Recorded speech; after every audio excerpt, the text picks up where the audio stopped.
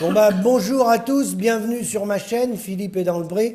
Donc aujourd'hui, je reçois un collègue là, du 35 d'Ille-et-Vilaine, un producteur de pommes, qui va vous faire un témoignage et qui a fait une cagnotte. On va la mettre en ligne, en lien sous ma vidéo. Faudra bien penser à lui, il va vous raconter en résumé l'histoire de fou qui t'arrive, Christophe. Allez, Ouais. à toi, Christophe. Ouais, une histoire de fou de plus, quoi. En fait, voilà, moi je suis producteur de pommes à cidre en bio, avec une reconnaissance au moins nationale de gestion agro-environnementale de mes vergers par des moutons Shropshire pour la tonte et des soins aux insecticides prédateurs par la poule noire de Janzé. J'ai quelques vues sur Silence ça pousse, je crois que je suis à 3 millions de vues là-dessus. Enfin bref, Tu es installé auprès de Redon. et je suis installé entre Janzé et Bain-de-Bretagne, à 25 km au sud de Rennes, C'est ça. donc en Ille-et-Vilaine, dans le 35. Avec une problématique de ouf cette année, enfin l'année dernière, 2023. 2023, c'est que j'avais une récolte magnifique en avril-mai, une floraison avec 700 tonnes de pommes escomptées, chiffrées par des techniciens. Et en fait, on a eu une chute de nos floraisons en 8 jours, qu'on a mis du temps à expliquer, parce qu'il n'y avait pas eu de gel, il n'y avait pas eu de grêle et rien du tout de ce genre-là. Et en fait, on a découvert une pollution aux pesticides, c'est-à-dire destruction des floraisons par un désherbant maïs qui est chez moi le S-métolachlore. Clairement, 700 tonnes de pommes qui tombent par terre à 300 euros, ça fait 200 000 euros de chiffre d'affaires de tomber. J'ai dû mettre en des pots de bilan, suite à ça, redressement judiciaire. Dû à une pollution aux, aux pesticides induite donc par un voisinage proche ou pas, parce que ça je peux même pas le noter. Ce qui est sûr, c'est qu'en tout cas les pesticides qui m'ont détruit ma récolte et ma vie et surtout 40 ans de mon activité sont pas dus à mon exploitation puisque je suis en bio et n'utilise pas de pesticides chimiques. Donc c'est les voisins en conventionnel Qu'ont grillé ma récolte. qui ont grillé ta récolte parce que Voilà. par le vent, ça touchait Alors, ta fleur. voilà. Alors, le sujet est plus grave que ça parce qu'en fait, il faut bien comprendre une chose, c'est que la bio, et malheureusement j'ai un peu d'expérience en la matière, en 2015, j'ai perdu mon certificat bio déjà à cause d'une pollution aux pesticides par un produit qui s'appelle le prosulfocarbe, qui est le produit le deuxième plus vendu en France en volume. Suspecté cancérigène en pleine Daunis, cancérigène pédiatrique prouvé. On est sur un domaine de santé publique. La bio n'est pas le fruit d'une culture qui serait falsifiée où on retrouve des pesticides. Elle est la révélatrice d'une situation de fait que les pesticides sont aujourd'hui partout.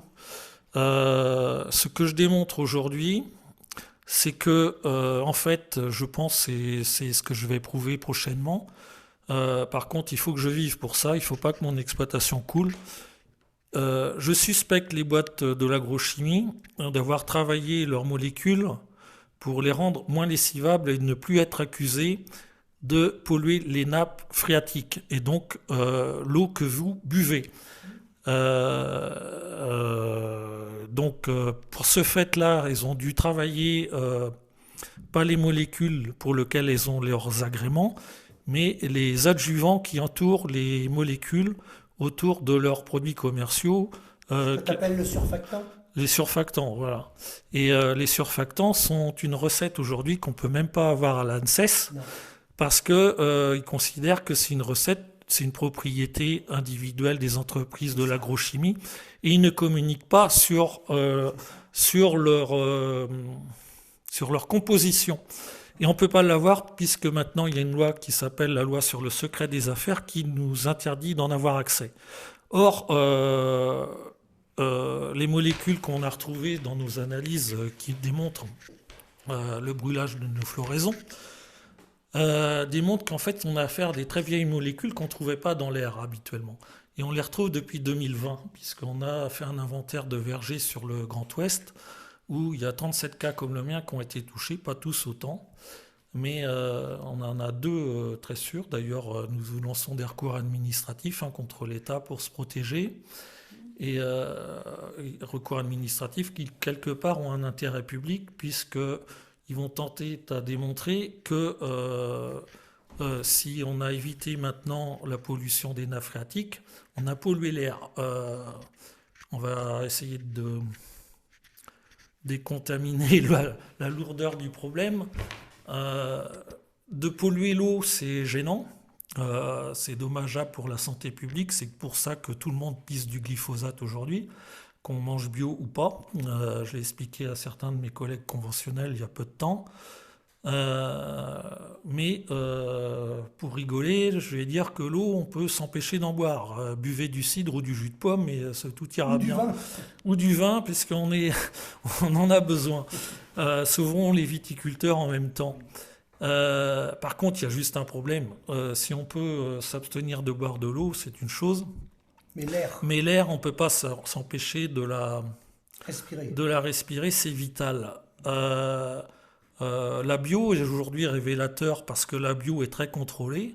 Moi, ce qui révèle mes pollutions chimiques, c'est des contrôles inopportuns de mes organismes certificateurs à la base. Effectivement, si j'ai des produits chimiques sur mes cultures, ce qui n'est pas normal, on ne sait pas ce qu'il y a sur celles de mes voisins qui sont conventionnelles. Je préfère même pas le savoir. Parce que dans les dosages où je les retrouve chez moi, il y a comme un problème. Il faut savoir que la bio aujourd'hui est révélateur d'une situation de fait, parce qu'elle est contrôlée, parce qu'elle fait des analyses, parce qu'elle est très surveillée. Fait état que des produits chimiques, des pesticides dangereux, cancérigènes, sont dans l'air. Est-ce qu'il est normal que l'ANSES, les pouvoirs publics, en 2024, autorisent des produits en utilisation qui ne restent pas dans les parcelles où elles sont épandues? Voilà. Moi, j'ai aucun souci avec mes collègues conventionnels. Là, chacun a l'idée de l'agriculture qu'il veut. Ah oui. Maintenant, il y a quelque chose de sûr, c'est qu'ils savent gueuler quand mes moutons s'échappent de mes champs. À juste titre, il faut qu'ils gardent leur désherbage. À juste titre, sauf que mes moutons qui sortent dans une parcelle, une jachère, le bénéfice carbone, puisqu'ils rechient les aliments qu'ils mangent, n'est pas négatif. Maintenant, effectivement, mes animaux peuvent rester à leur place. Encore faut-il que mes clôtures ne soient pas volées pour les empêcher de sortir. Parce que ça, c'est un autre sujet. C'est aussi à ça que j'ai affaire. Voilà, c'est la guerre en clair. Moi, je suis en sursis. Je suis obligé de faire une cagnotte aujourd'hui pour essayer de sauver ma pomme. Qu'on va mettre le lien en ligne, tu vas m'envoyer le lien. Voilà. On va le mettre sous la vidéo, dans les commentaires. Voilà, on a aujourd'hui plus de 60 000 vues sur cette cagnotte. Si chacun des gens qui 5 ou 10 euros. Même pas, ils auraient mis 2 euros chacun. Moi, j'ai besoin de 40 000 euros pour aller à la prochaine récolte cette année. J'ai perdu 200 000. Donc, clairement... 60 000, si 60 000 personnes mettent 1 euro... j'ai gagné, quoi. Et c'est, je pense, désolé de le dire, d'intérêt public, je ne sauve même pas que ma gueule, quoi. Voilà, c'est un combat, mais c'est d'intérêt public. Donc, je vous remercie de votre soutien, j'en ai, merci. Alors, par contre, si j'ai des soutiens, j'ai effectivement aussi beaucoup d'ennemis, parce que manifestement... certains ne veulent pas se remettre en cause. On a aujourd'hui un gouvernement qui veut abolir le plan éco-phyto. Je suis le contre-pouvoir, le contre-référencement à cette idée-là, parce qu'il faut savoir que le plan éco-phyto, c'était une sortie des pesticides à 2050. C'était aussi dans l'article 4 du plan éco-phyto des indemnisations possibles aux victimes des pesticides. Financé par quoi? Une taxe sur les produits phyto de 14%, c'est-à-dire qu'on voulait taxer par le biais du plan éco-phyto à 14% toutes les ventes de produits phytosanitaires et piquer du pognon à qui? Monsanto, Bayer et Syngenta. Il n'y en a que 3 qui s'en foutent plein les fouilles. Oui. Moi, je revendique pas que mes voisins payent leur pollution, c'est même pas ça le sujet. Mais par contre, la politique du pollueur-payeur peut être efficace Surtout dans ce cas-là. et c'est indu. Et pas que dans mon cas. Mais dans le cas des firmes. Mon problème est économique. J'ai malheureusement aujourd'hui des associations telles que Soutien aux victimes des pesticides C'est pas le de seul à l'Ouest, être touché. où on a des gens atteints de cancer par des pesticides, des enfants qui naissent sans bras, guipels et où on se moque du monde. Il y a un moment, il faut en sortir et pas en demander plus. Donc voilà, j'ai des revendications, j'ai encore un combat à emmener. Alors effectivement, il est économique parce que j'ai mon exploitation à sauver, mais il est certain que c'est aussi une nécessité pour la santé publique. Et bon voilà, je suis un peu énervé, faut pas m'en vouloir. J'ai des voisins aujourd'hui qui trouvent que j'ai besoin d'être calmé. Je vous rassure, j'ai pas besoin de calmant. Mais quand on perd 200 000 euros par une destruction de sa récolte ou de son entreprise par un facteur qu'on maîtrise pas et qui est pas naturel, c'est difficile à gober. Donc non, je suis pas effectivement dans une situation d'envie de me calmer. Il y a une guerre de déclarée et je vais la gagner. Donc merci, on va mettre dans les commentaires, tout de suite dans les premiers commentaires, je vais mettre en lien le descriptif pour la cagnotte. Donc Christophe, bah oui, combat. Alors combat pour son exploitation, mais combat depuis 20-25 ans pour essayer qu'on ait des revenus agricoles, des prix, un respect de l'environnement, un respect des concitoyens, de la santé et de l'alimentation. Il était notamment à manifester chez le groupe Avril, Et puis on se doit aussi de dire la vérité. Quand on n'est pas d'accord avec des élus, autant on dit les élus ils font pas leur boulot, ils se planquent derrière les firmes. Christophe a un élu qui lui a versé 1000 euros. Je tiens à ce que tu en parles. Oui, c'est effectivement 1000 euros sur ta cagnotte. Oui, il s'appelle Benoît Biteau et je l'en remercie parce que il était absolument pas obligé de le faire. Voilà. Alors sans doute qu'il a bien compris que mon combat, il était l'intérêt de ce qu'il défend aussi, puisque ELV défend effectivement la sortie des pesticides. Je remercie la la Confédération paysanne, qui est le seul syndicat aujourd'hui qui prêche une sortie des pesticides et qui se bat contre un système moribond, mortifère. Aujourd'hui, effectivement, j'ai Agrobio aussi que je remercie, puisque voilà, il y a une certaine conscience de ce qui se passe, qui arrive. Maintenant, effectivement, les gens qui manifestent pour retourner les pancartes en disant qu'on a la tête à l'envers, oui, moi j'ai l'impression non seulement d'avoir la tête à l'envers, mais de nager à contre-courant. Et un courant mortifère, nauséabond, qui défend l'industrie chimique. Que la population soutienne cette démarche-là à son dépens, franchement, j'ai plus de mots. On a affaire à une manipulation de masse incroyable. Il faut soutenir la bio, acheter bio, manger bio, et tout ira beaucoup mieux. Franchement, pensez à votre santé. Voilà. Donc merci Christophe. Alors je précise que bien entendu, on n'a pas tout dit, mais quand on dit que par rapport aux pesticides, avec les mêmes règles bien sûr pour tous les pays, on ne dit pas qu'on veut des règles plus importantes nous que nos voisins, mais ça coule de source. Il y a un code de la route, il faut le même code de la route pour tout le monde bien entendu, mais à terme sur la santé, c'est vrai que de toute façon on ne pourra pas y couper. C'est d'une manière ou d'une autre. On peut pas y couper. Maintenant, aujourd'hui, on a quand même des secteurs d'activité qui sont en grosse difficulté. Je pense à mes amis vignerons, où on a des plans d'arrachage de hauteur de 10%. Pourquoi pas profiter en ce moment des aider à se convertir à la bio? Ils font certainement 10% de moins de rendement, mais ça coûtera beaucoup moins cher à l'État que de payer des primes d'arrachage. Si en France on se mettait à faire du qualitatif et à des produits bénéfiques pour la santé, tout le monde y serait gagnant. Et on serait totalement concurrentiel vis-à-vis de nos importations merdiques qui ont un bénéfice carbone et de santé humaine complètement nul. Donc, que nos politiques abreuvent les gens qui nous polluent et nous tuent, pourquoi pas, on est prêt à faire des guerres pour les autres maintenant, donc c'est sans limite. Maintenant, à chacun de prendre ses informations et de réfléchir avec sa tête et ses réflexions propres, mais surtout arrêtez de croire tout ce qu'on vous dit, réfléchissez par vous-même.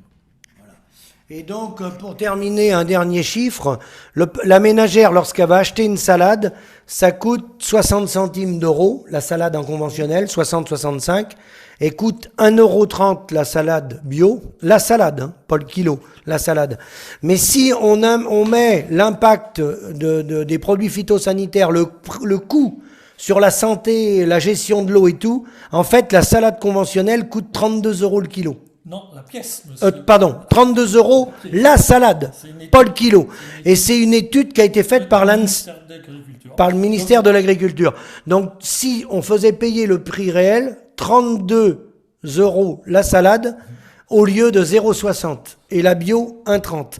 Sachant que c'est pareil pour le reste de l'agriculture, mais on sait très bien que c'est un modèle hyper subventionné, pas qu'en France, hein. En Europe, aux États-Unis, au Brésil, c'est tout un système, tout un modèle à revoir, et il va sans doute falloir encore un peu de temps. Voilà. Hein, mais voilà. C'est vrai que les coûts d'externalisation du conventionnel sont sans limite, quoi.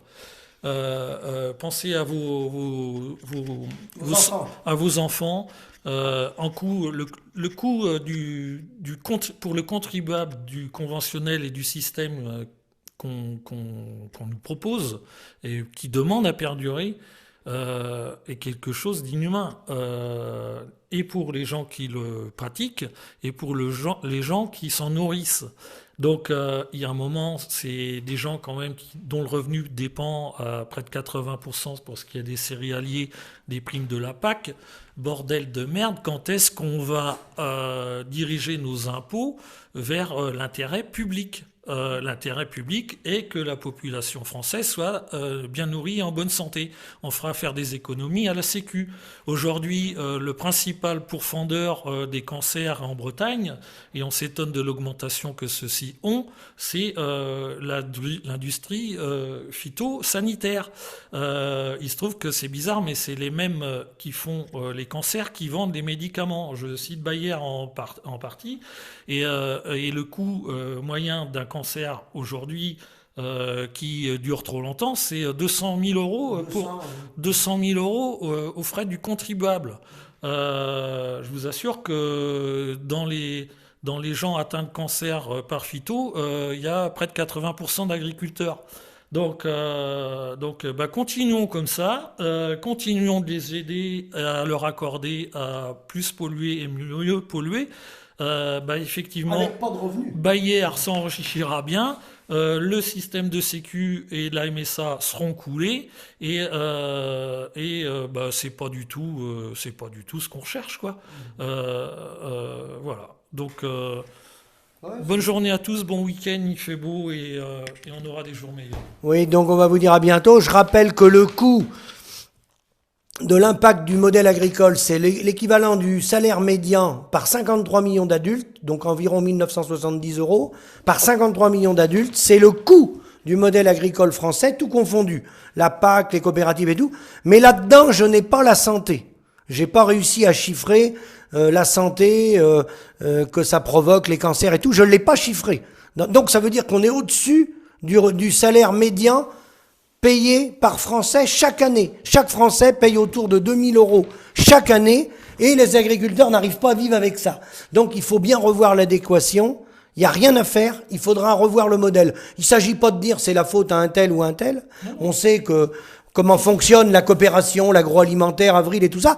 Mais c'est tout le modèle qu'il faut revoir, Christophe. C'est le système politique qui est complètement vicié. Voilà. On a eu un modèle des années 60 qui nous a qui nous a fait carburer et faire des gains de productivité.